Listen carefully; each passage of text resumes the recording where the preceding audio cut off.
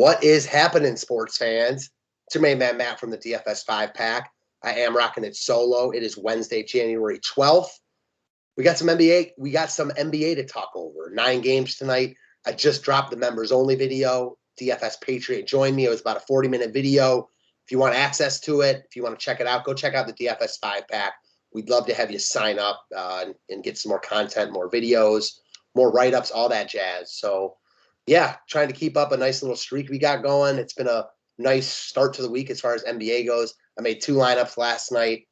First one was very good. The second one was not so good, but the first one made up for it. So, yeah, trying to extend that into tonight. I know DK's got some good contests. I got 5 of my favorite plays on the slate I want to talk over with you guys. And, yeah, let's get to it. Before I talk about the hoops, I'm going to shout out our promoters real quick. So, first off, Jazz Sports. You guys know the deal by now. When you sign up and join Jazz Sports, you get a no-risk wager up to $1,000 in your first bet. That's $1,000 back if your first wager is graded a loss. You just can't beat that. One of the better deals I've ever seen in the industry. I recommend everyone check that out. The promo code's 5-pack. And then Loose Lines. Loose Lines is an affiliate of Jazz Sports.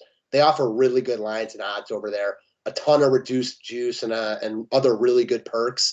When you sign up at Loose Lines, you get 50% off your first deposit. The promo code's 5-pack. And yeah, the links will be in the description section of the video. So without further ado, let's talk out this slate. I'm going to pull up DK and talk over the 5 guys I want to talk over.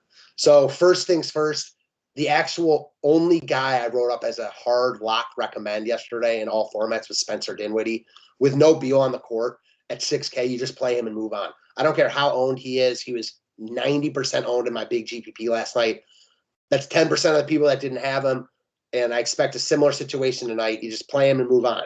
Now, if you're one of those people that likes to, automatically fade anyone who gets to be a certain ownership, for injury or whatever can happen as far as sports games go, I get it. But on paper, he's the best play on the slate and a lock in all formats at 6K. Didn't even do anything last night. He couldn't replicate tonight. 2 steals, dropped 10 dimes at 22 points. Almost put up a 50 spot. I think we can expect much more of the same here. And just as good of a spot I had home against Orlando as he was in last night at home against the Thunder. All right, moving on down. So a couple studs on this slate that are worthy of spending up for. My favorite, however, is going to be King James, LBJ, LeBron James himself. I'm one of the bigger LeBron James fans you'll ever find. I went to high school. I'm the same year as him. He went to high school right around me. I caught a bunch of his games in high school. I've been an LBJ fan forever. Nothing will ever change with that. As far as tonight goes, however, I just like him a lot because of the spot he's in. In Sacramento, facing a Kings team that just gives up DFS points with the best of them. Last time he played Sacramento on the 4th of January, he wasn't even that great. Only 47 DK points. Only had 5 boards, 5 assists, no steals. Still got close to 50 DK points.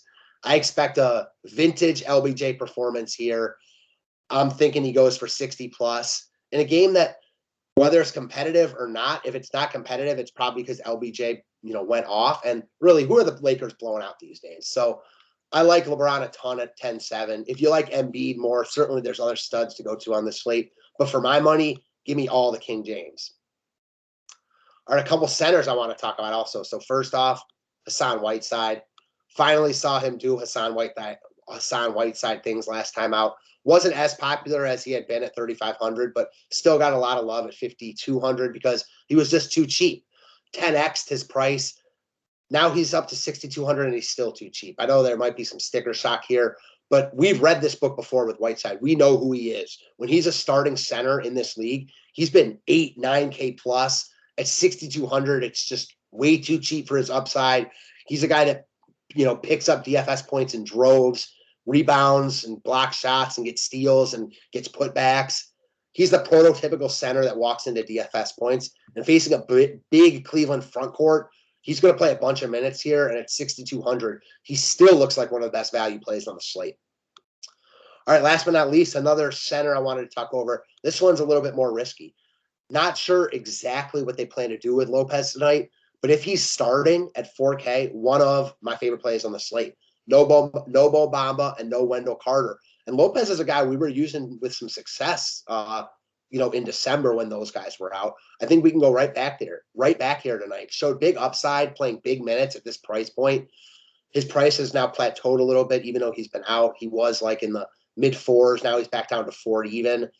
Again, I don't know how many minutes we can expect from him, but he's a guy that can pick up DFS points in a hurry.